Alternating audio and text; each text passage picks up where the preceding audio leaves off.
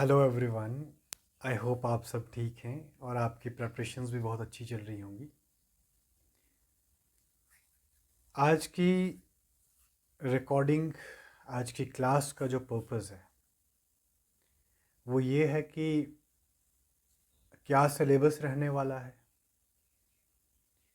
कितने कंपोनेंट्स में syllabus divide होगा, सिलेबस को टैकल कैसे करना है, how much time it will take to cover the syllabus that too in a comprehensive way, और लेवल ऑफ कंपटीशन क्या रहने वाला है, एलिजिबिलिटी क्या है। इन सारी बातों पे मैं इस वीडियो के अंदर एक डिटेल्ड एनालिसिस और डिटेल्ड डिस्कशन समझ लें आप, या डिटेल एक कम्युनिकेशन करूँगा आपके साथ। गाइज, अभी तक तो वैसे कोई ऑफिशियल अपडेट तो है नहीं, neither about the syllabus nor about the selection criteria, but one thing is very much clear and it's quite obvious और सबको मालूम है, और कहने वाली बात तो नहीं है, यू ऑल नो कि इसका जो एग्ज़ाम का बेसिक एलिजिबिलिटी है that is one should have masters in the relevant subject from any institution, right. आपकी एमए अगर किसी रेलेवेंट सब्जेक्ट में है तो आप उस रेलेवेंट सब्जेक्ट के लिए एलिजिबल हैं 10+2 का फॉर्म भरने के लिए, ऑल राइट। और नेट का क्राइटेरिया आपको मालूम है क्या रहता है। ये बातें इसलिए कर रहा हूँ क्योंकि लास्ट पे मैं एक कंपैरेटिव एनालिसिस करूँगा कि असिस्टेंट प्रोफेसर लगना इजी है या 10+2 लेक्चरर लगना इजी है, या दोनों पेपर्स का जो डिफ़िकल्टी लेवल है उसमें सिमिलरिटीज़ क्या है, उसमें डिफरेंसेस क्या हैं, किन ग्राउंड्स पे वो सिमिलर हैं, किन ग्राउंड्स पे हमने दोनों एग्ज़ाम्स को लेके एक ही जैसी तैयारी करनी है, किन ग्राउंड्स में डिफरेंट करनी है। यूजीसी नेट को भी इन्वॉल्व करेंगे, सेट एग्जामिनेशन को भी इन्वॉल्व करेंगे और गेट के पेपर्स को भी इन्वॉल्व करेंगे हम। तो guys, I was talking about the syllabus. अभी तक कोई ऑफिशियल अपडेट तो नहीं है, लेकिन कुछ अटकलें लगाई जा रही हैं, हालांकि I am very uncertain about it क्योंकि ऑफिशियल अपडेट नहीं आया है। लेकिन कुछ प्रोडिक्शंस यूँ लगाई जा रही हैं कि जो सिलेबस है वो यही रहने वाला है, राइट। अगर पॉसिबिलिटी है कुछ चेंज करने की तो there might be inclusion of Indian English writing this time, and जैसे कि कोई एस्पिरेंट कह रहा था कि मे बी कल्चरल स्टडीज़ को भी इंक्लूड किया जाए, तो घबराने वाली बात नहीं है। वो 5-5 10-10 राइटर्स देंगे पर्टिकुलरली, क्योंकि कल्चरल स्टडीज़ का आपको सारा लिटरेचर थोड़ी देंगे करने के लिए कि पूरी कल्चरल स्टडीज़ पढ़ के आओ। पूरा लिटरेचर तो हमें एक ही कंपोनेंट का करना है, that is the first component of your syllabus, and it is titled as the history of English literature from 14th century to T.S. Eliot. तो अब मैं सिलेबस की बात करूं, सिलेबस जो अभी तक ऑफिशियल साइट पे 2016 के मुताबिक है, मैं उसकी बात कर रहा हूँ। तो पहला कंपोनेंट डियर स्टूडेंट्स, उसके अंदर हिस्ट्री ऑफ इंग्लिश लिटरेचर है, जो कि हमें चौसर से लेकर T.S. एलियट तक पढ़नी है। दूसरा कंपोनेंट हमारा लिटरेरी क्रिटिसिज्म से एसोसिएटेड है, और लिटरेरी क्रिटिसिज्म के अंदर भी हमारे पास कुछ पर्टिकुलर राइटर्स हैं, जैसे अरिस्टोटल है, कॉलरिज है, मैथ्यू आर्नोल्ड है, और अगेन T.S. एलियट की बात करी है। थर्ड कंपोनेंट जो है guys, that is easy to decipher, right. कोई उसमें बड़ी बात नहीं, लिखा थोड़ा सा टैक्टिक्स वाली लैंग्वेज में है, लेकिन कोई बड़ी बात नहीं। वहाँ पे बात ये कर रहा है एक्चुअली, जो सिलेबस डालने वाली एजेंसी बात ये कर रही है कि जो पोइट्री है, आई मीन गिवन राइटर्स जो सिलेबस के थर्ड कंपोनेंट में है, उन राइटर्स की आपको पोम्स भी पढ़नी है और उन राइटर्स का आपको ड्रामा या प्ले को भी पढ़ना है, राइट। जैसे लिखा है English poetry and play rights, मतलब ऐसे प्ले राइट्स जिन्होंने पोइट्री भी लिखी है। फॉर एग्जाम्पल, अगर हम जॉन मिल्टन की बात करें तो he is mainly known for poems. Wordsworth की बात करें, he is mainly known for poems. लेकिन अगर शेक्सपियर की बात करें तो उन्होंने सॉनेट्स भी लिखे, and sonnet is a kind of poetry. Alongside is mainly known for tragedies, dramas, tragic comedies, romances, so on and so forth. All right. G.B. Shaw की बात करें, G.B. Shaw is a celebrated, uh, dramatist, and he's a Nobel Prize awardee also. He got Nobel Prize in the year 1925. उसके बाद W.B. येट्स की बात करें, येट्स is a renowned poet और वो उन्होंने ड्रामा भी लिखा है। एलियट की बात करें तो ड्रामा भी लिखा है, पोइट्री भी लिखी है। वेस्ट एंड के साथ साथ आप देखें द कॉकटेल पार्टी है, द फैमिली रीयूनियन है, the murder in the cathedral है, alright, the love song of J Alfred Prufrock है। तो combination of both the honours है, पोइट्री भी लिखी है और ड्रामाज भी लिखे हैं, प्लेज भी लिखे हैं। थर्ड फोर्थ कंपोनेंट जो है that is English fiction. English fiction से मेरी मुराद क्या है कि नॉवलिस्ट और नॉवेल्स को पढ़ने की बात करी गई है इसमें। जैसे Jane Austen is there, Charles Dickens is there, Thomas Hardy, James Joyce and Graham Greene, all right. Almost ये सारे एक दो राइटर्स को छोड़ के मॉडर्न राइटर्स ही हैं। James Joyce is modern, Graham Greene is modern, Austen Dickens and Hardy are famous Victorian novelist, all right. और विक्टोरियन नॉवलिस्ट से तो पक्का ही नॉवल का जो क्वेश्चन है वो रहता है। फिफ्थ कंपोनेंट जो है guys that is based on non fiction, I mean the essays. Guys excuse me,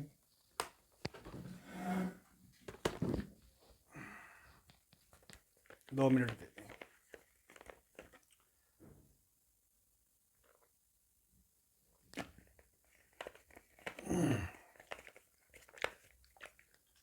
yes, fifth component की अगर स्टूडेंट्स हम बात करें तो fifth component is based on non fiction and more particularly on essays. और Francis Bacon, Joseph Addison, Charles Lamb और William Hazlitt, इन particular writers के एसेज को पढ़ना है, राइट, जो भी इन्होंने एसेज लिखे हैं, ओके। उसके बाद सिक्स्थ एंड लास्ट कंपोनेंट जो है दैट इज़ अप्लाइड ग्रामर। और अप्लाइड ग्रामर से ज़्यादा क्वेश्चन नहीं रहेंगे, 2 से 4 या 5 क्वेश्चन एट मैक्स रह सकते हैं। वाई? क्योंकि कंपेरेटिवली हमारे पास लिटरेचर का सिलेबस बहुत ज़्यादा है। तो गाइज ये सारे कंपोनेंट्स को पढ़ने के बाद ये चीज़ महसूस करना as an aspirant, as a teacher, as a tutor कि सिलेबस जो है वो कम नहीं है, सिलेबस बहुत ज़्यादा है। जो आपका पहला कंपोनेंट है मैं इसकी डिटेल में बात करूँगा। जब हम इंग्लिश लिटरेचर की बात करते हैं गाइज तो हम ब्रिटिश इंग्लैंड के लिटरेचर की बात करते हैं गाइज। और ये जो लिटरेचर है हमें 14th सेंचुरी से लेकर T.S. एलियट तक करना है। आप यकीन मानिए गाइज, अगर आप पहले कंपोनेंट को बहुत अच्छे से पढ़ के जाते हो तो इसके अंदर आपका 1 से 5 तक सारा कंपोनेंट आ जाता है। क्योंकि जितने भी राइटर्स हैं यहाँ पे हमारे, पहले कंपोनेंट को छोड़ के दूसरे, तीसरे, चौथे, पाँचवें तक वो सारे कंपोनेंट्स आपके पहले ही कंपोनेंट के अंदर आते हैं। आप ब्रिटिश लिटरेचर पढ़ेंगे तो अरिस्टोटल को छोड़ के कॉलरिज को डील करेंगे, आप मैथ्यू आर्नोल्ड को भी डील करेंगे, एलियट को भी डील करेंगे, Byron, Wordsworth, Coleridge, G.B. Shaw, Bacon, Lamb, Addison, Hazlitt, इन सबको आप कर लेंगे। तो कहने का मतलब क्या है गाइस कि जो पहला कंपोनेंट है history of English literature from Chaucer to T.S. Eliot को डील करना बहुत ज़रूरी है। T.S. Eliot Nobel prize awardee है, राइट, 1948 के अंदर। तो पहले कंपोनेंट को कैसे डील किया जाए अब उस पर मैं बात करूंगा। पहला कंपोनेंट बहुत ही इंपॉर्टेंट है। देखें गाइज, जब हिस्ट्री की बात करी है ना यहाँ पे, तो हिस्ट्री का मतलब ये नहीं है कि one should have a good acquaintance with the history only. History includes what? History के अंदर क्या आता है? Social changes, economic changes, political changes, historical changes. लेकिन गाइज चेंजेस से क्वेश्चन नहीं बनेगा। आप क्वेश्चन को, कंपोनेंट को समझने की कोशिश करें। हिस्टोरिकल मूवमेंट्स में से या पॉलिटिकल मूवमेंट्स में से क्वेश्चन नहीं बनेगा, हार्डली 1 या 2 क्वेश्चन बनेंगे। क्वेश्चन गाइज आपके डिफरेंट राइटर्स से बनेंगे, डिफरेंट मेजर वर्क से बनेंगे, कंटेम्प्रेरी से बनेंगे, क्रोनोलॉजीज से बनेंगे, डिफरेंट लिटरेरी मूवमेंट के जो क्लब्स हैं, जैसे मैं किटकैट क्लब की बात करता हूँ, ट्रैक्टेरियन मूवमेंट की बात करता हूँ, प्री रेफिलेट ब्रदरहुड की बात करता हूँ, ऑक्सफोर्ड मूवमेंट की बात करता हूँ, इमेजिज्म की बात करता हूँ, थिएटर ऑफ एब्सर्ड की बात करता हूँ, ऑल राइट। तो क्वेश्चन तो यूँ बनेगा। मैं थोड़ा सा एग्जांपल आपको देता हूँ।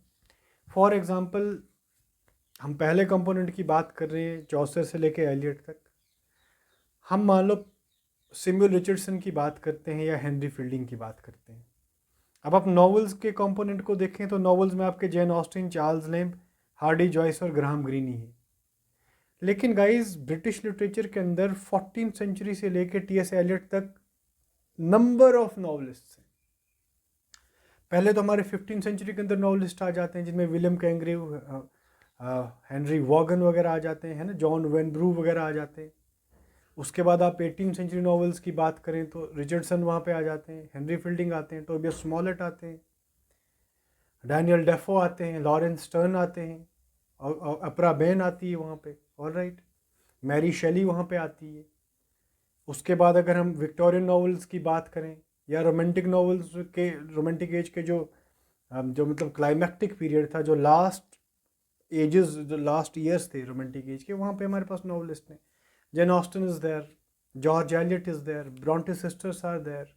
विक्टोरियन एज की बात करें तो William Makepeace Thackeray is there, Charles Dickens is there, Hardy is there. तो गाइज कहने का मतलब क्या है कि ब्रिटिश हिस्ट्री के अंदर ये सारे कंपोनेंट्स को डील करना बहुत इंपॉर्टेंट है, क्योंकि क्वेश्चन गाइज हमेशा वर्क से बनेगा, मेजर कैरेक्टर्स से बनेगा, प्लॉट से बनेगा, ओपनिंग लाइन्स से बनेगा, पब्लिकेशन डेट्स से बनेगा, क्रोनोलॉजी से बनेगा। क्रोनोलॉजी आप समझते हैं ना, क्रोनोलॉजी क्या होता है? अगर क्रोनोलॉजी पे नंबर ऑफ क्वेश्चंस बनते हैं गाइस। देखिए क्रोनोलॉजी की बात करें तो नॉवेल्स को पब्लिकेशन ईयर्स के बेसिस पे अरेंज करना होता है, पहले कौन सी आई, दूसरी, तीसरी।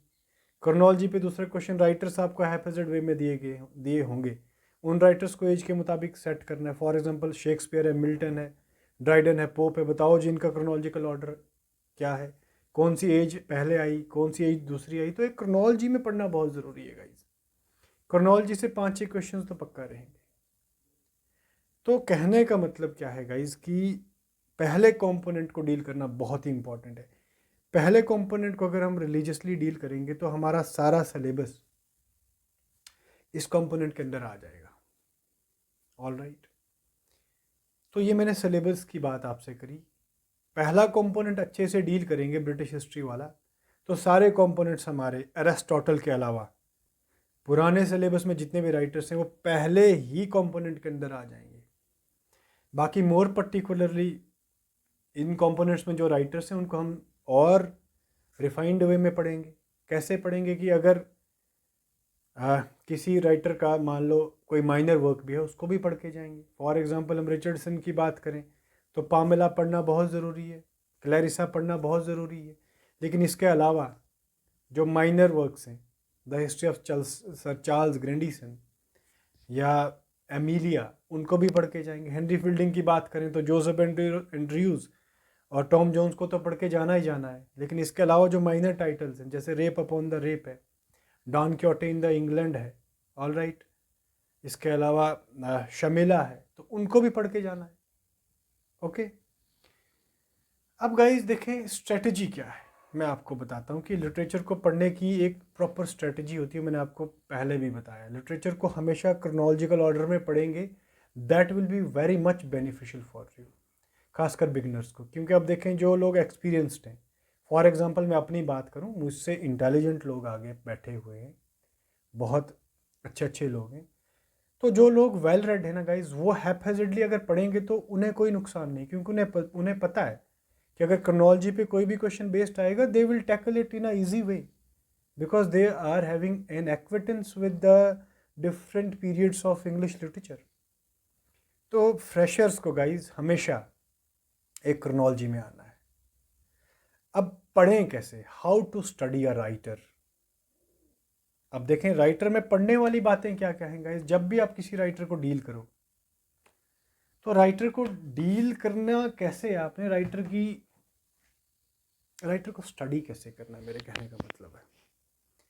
तो जब भी कोई राइटर पढ़े, फॉर एग्जांपल विलियम शेक्सपियर की बात करते हैं हम, या टी.एस. एलियट की बात करते हैं। चलो, टी.एस. एलियट जो हैं मॉडर्न पोएट हैं, तो मॉडर्निज्म के आपको 4-5 फीचर्स मालूम होने चाहिए। मॉडर्निज्म का टाइम पीरियड मालूम होना चाहिए। टी.एस. एलियट को अगर डील कर रहे हैं तो टी.एस. एलियट के कंटेम्प्रेरीज का नॉलेज आपको मालूम होना चाहिए। टी.एस. एलियट को कौन सा मेजर अवार्ड मिला है वो आपको मालूम होना चाहिए। टी.एस. एलियट किस लिटरेरी मूवमेंट से एसोसिएटेड है वो आपको मालूम होना चाहिए। और टी.एस. एलियट की जो मेजर वर्क्स हैं उनका detailed summary with reference to publication dates, major characters, opening and closing lines and major dialogues, इस तरीके से लिटरेचर को पढ़ा जाता है। ओके, तो गाइज मैंने आपके साथ सिलेबस की बात करी और स्ट्रेटजी की भी बात करी। सिलेबस बहुत लंबा है, it will take the time period of at least 3 to 4 months to cover it religiously and in a comprehensive way. So अगर अभी से तैयारी शुरू करेंगे तो तभी हम सिलेबस को बहुत अच्छे से डील कर सकते हैं। अदरवाइज सरफेस लेवल पे पढ़ के जाएंगे तो we will get nothing out of the exam, क्योंकि कंपटीशन बहुत कट शॉर्ट है। वो हर एस्पिरेंट इस एग्ज़ाम के लिए एलिजिबल है जिसने मास्टर्स कर रखी है। अब लेवल ऑफ कंपटीशन की गाइज मैं बात करूं तो कंपटीशन ऑब्वियसली कट थ्रॉट रहेगा, क्योंकि नंबर ऑफ पोस्ट बहुत कम है। 49 पोस्ट बहुत कम होती है और जे.एंड.के बहुत बड़ी स्टेट है और सारे बच्चे ऑलमोस्ट पढ़ने वाले हैं। तो guys this is the right time to begin the preparation, right. इस आज का जो टाइम है, shun the delays and start preparing from today only. Alright, जहाँ पे भी आपको अच्छा कंटेंट मिलता है वहाँ से ग्रैब करें और वहाँ से पढ़ना शुरू करें। किताबें कम पढ़ें गाइज, ऑनलाइन सोर्सेज जो हैं उनको कंसल्ट करें। किताब अगर पढ़नी है, देखें ब्रिटिश लिटरेचर को आपको पढ़ना पड़ेगा और किताबें अवेलेबल हैं। किताब का मैंने आपसे पहले भी बात करी कि there is no substitute of a book, लेकिन किताब पे टाइम कंजम्पशन बहुत ज़्यादा है। जैसे मैं क्लासेस पढ़ा रहा हूँ तो मेरी क्लासेस जो हैं वो यूट्यूब पे बिल्कुल क्रोनोलॉजिकल ऑर्डर में है। 14th सेंचुरी तक हमने डील कर लिया, उसके बाद हमने रेनेसां का जो ओवरव्यू है वो भी ले लिया है, यूनिवर्सिटीज को हमने डील किया है। उसमें हम आने वाले सेशन में क्रिस्टोफर मार्लो के वर्क्स को डील करेंगे। ऑलराइट, तो क्रोनोलॉजिकल ऑर्डर में चलेंगे तो ऑटोमेटिकली आपके दिमाग में क्रोनोलॉजी जो है वो सेटल हो जाएगी। अब गाइज चौथा कंपोनेंट ये है कि रिटेन कैसे किया जाए, लर्न कैसे किया जाए, पॉलिश कॉन्सेप्ट्स को कैसे किया जाए, क्योंकि लिटरेचर के स्टूडेंट्स जो हैं वो दे यूजुअली रिमेन कन्फ्यूज्ड कि आइडियाज़ की जम्बलिंग हो जाती है दिमाग के अंदर। तो इनका एक ही सब्सटीट्यूट है गाइस, वो है हार्ड वर्क। सिंपल सी बात है। मैं ये नहीं बोलूँगा कि तुम निमोनिक्स बनाओ, तुम एब्रीवेशंस बनाओ, तुम ये करो वो करो, कुछ नहीं है। सिंपल सी बात है, हार्ड वर्क करना पड़ेगा। इन कंपोनेंट्स को बार बार रटना पड़ेगा, लिखना पड़ेगा, रिवाइज करना पड़ेगा, तब जाके आप एग्ज़ाम में क्वेश्चंस को डील कर सकते हैं। लास्ट कंपोनेंट आज की वीडियो का आपके साथ शेयर करूंगा कि what's the subtle difference, nuances क्या हैं गाइस एनटीए नेट के पेपर को अगर हम जेके सेट के साथ कंपेयर करें, जेके सेट के पेपर को अगर हम असिस्टेंट प्रोफेसर जेके पीएससी के साथ कंपेयर करें, जेके पीएससी असिस्टेंट प्रोफेसर के पेपर को जेके पीएससी 10+2 के पेपर के साथ कंपेयर करें, 10+2 के पेपर को अगर गेट के पेपर के साथ कंपेयर करें, तो क्वेश्चंस में डिफरेंस क्या रहता है। देखें गाइज, अगर आप यूजीसी नेट के तरीके से, जो अप्रोच यूजीसी नेट के लिए अपनाई जाती है, अगर आप उस तरीके से प्रिपरेशन करेंगे तो समवेयर वो आपके लिए बहुत बेनिफिशियल रहेगा लॉन्ग रन में। साथ साथ में आपकी इंटरव्यू की तैयारी भी होती जाएगी। अब डिफरेंस क्या रहता है गाइज, देखें 10+2 का जो एग्ज़ाम है और जो previous year based question papers हैं, अगर उनको कंसल्ट किया जाए तो क्वेश्चन गाइज बहुत सरफेस लेवल का है। हालांकि दिखता सरफेस लेवल का है, एग्जामिनेशन हॉल में जाके प्रेशर को हैंडल करना वो एक अलग बात होती है। बाहर आके हम बहुत फेंकते हैं कि क्वेश्चन आसान था, गलत हो गया। लेकिन देखें गाइस, 2016 से लेके 2024 तक में 7 से 8 साल का गैप हो गया है। बहुत नए लिटरेरी ट्रेंड्स आए हैं और जेके पीएससी ने ऑलरेडी असिस्टेंट प्रोफेसर के लिए रिटन एग्ज़ाम को इंट्रोड्यूस करा है और यूजीसी नेट के अंदर भी बहुत सारी फ्लैक्चुएशंस आई हैं। तो कहने का मतलब क्या है कि क्वेश्चन का जो लेवल है वो अब पुराना लेवल नहीं रहा है। क्वेश्चन पहले ऑथरशिप और टाइटल से आता था, अब क्वेश्चंस वैसे कम आएंगे। अब क्वेश्चन वर्क के अंदर से आएगा, टाइटल्स में से क्वेश्चन रहेंगे, ओपनिंग लाइंस में से क्वेश्चन रहेंगे, डायलॉग्स में से क्वेश्चन रहेंगे, क्रोनोलॉजी में से क्वेश्चन रहेंगे, कैरेक्टर्स पढ़े जाएंगे गाइस। कैंटरबरी टेल्स की बात करें तो हर एग्जाम में कैंटरबरी टेल का क्वेश्चन रहता है। तो कैंटरबरी टेल्स के जो कैरेक्टर्स हैं मेजर, मैंने करवाए हैं वीडियोस के अंदर, वहाँ से क्वेश्चन रहेगा गाइज। ये थोड़ी आपसे पूछा जाएगा कैंटरबरी टेल्स किसने लिखी है या कैंटरबरी टेल्स के अंदर कितने कैरेक्टर्स थे। वो इरा ख़त्म है गाइज, वो सबको मालूम है। 29 कैरेक्टर थे, 31 हैरिबली और चौसर को मिला के थे। तो ऐसे क्वेश्चंस की संभावना गाइज बहुत कम है अब। लिहाजा जब भी क्या, अब तो टाइम आ चुका है गाइज, अब तो प्रेपरेशंस को इनिशिएट का टाइम आ चुका है और बहुत सारे लोग रिलीजियसली पढ़ भी रहे हैं। तो जो लोग नहीं पढ़ रहे हैं गाइज, तो पढ़ना स्टार्ट कर दें। इस पर मेरा कोई बेनिफिट नहीं है, neither I am doing any advertisement of my YouTube channel for subscribers and the viewers. ऐसी मेरी कोई लालच नहीं है, ना मेरी इंटेंशन है, ना ही मेरे टीचर्स ने और मेरे पेरेंट्स ने कोई ऐसी नरिशमेंट मुझे दी है। राइट गाइज, मैं रिलीजियसली जो भी काम कर रहा हूँ वो that's the welfare of you all. Okay, तो ये डिफरेंस रहने वाला है। क्वेश्चन बहुत ही अंदर से पूछा जाएगा गाइज। असिस्टेंट प्रोफेसर का जो पेपर हुआ था गाइज, मैंने आपसे पहले भी बात करी, I was the part of that examination, I cracked that examination, I appeared in interview and by the grace of God I topped the interview. I got 11 out of 12. But unfortunately, my score was comparatively less as far as written is concerned. क्योंकि negative marking भी थी, first time introduce हुआ, ये सारे excuses हैं guys. Preparation में थोड़ी सी कमी थी, इसको एडमिट करना चाहिए। एडमिट करेंगे तो इम्प्रूवमेंट होगा। तो आगे से ये गलती नहीं दोहरानी, बहुत रिलीजियसली पढ़ के जाना है। ओके, तो आप ये संभावना रखें कि क्वेश्चन पेपर ईजी नहीं होगा। क्वेश्चन पेपर बहुत लेवल का पेपर होगा। जिसने पढ़ा होगा, जिसने एबल गाइडेंस के अंदर चीज़ें टैकल करी होंगी, सिर्फ वही पेपर को क्रैक कर पाएगा। तो गाइस, नटशेल में कहने का मतलब क्या था कि सिलेबस जो पुराना है उसको मैंने डिस्कस करा। पहला कंपोनेंट करेंगे तो ऑलमोस्ट 90% सिलेबस उसके अंदर आ जाएगा। अप्लाइड ग्रामर रहता है हमारा, और एरिस्टोटल जो है वो ब्रिटिश नहीं है, is a classical writer and is associated with literary criticism.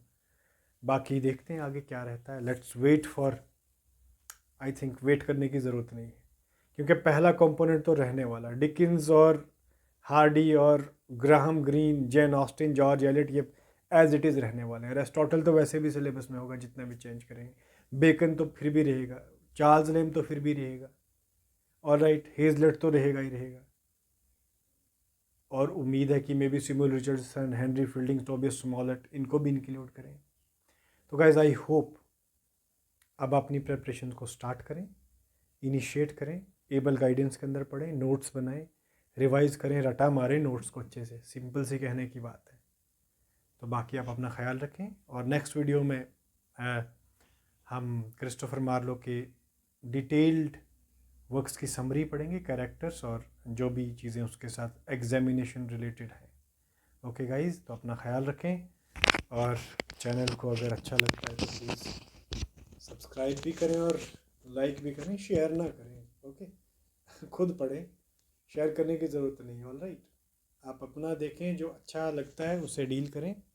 जहाँ से भी कंपोनेंट आपको अच्छा लगता है, जहाँ से भी मटेरियल अच्छा मिलता है, पढ़ें और अपनी प्रेपरेशंस को एक्सेल करें। ऑल राइट, बाकी पॉजिटिव रहें, seek the blessings, don't feel jealous about somebody, अपनी प्रेपरेशंस बहुत अच्छे से इनिशिएट करें।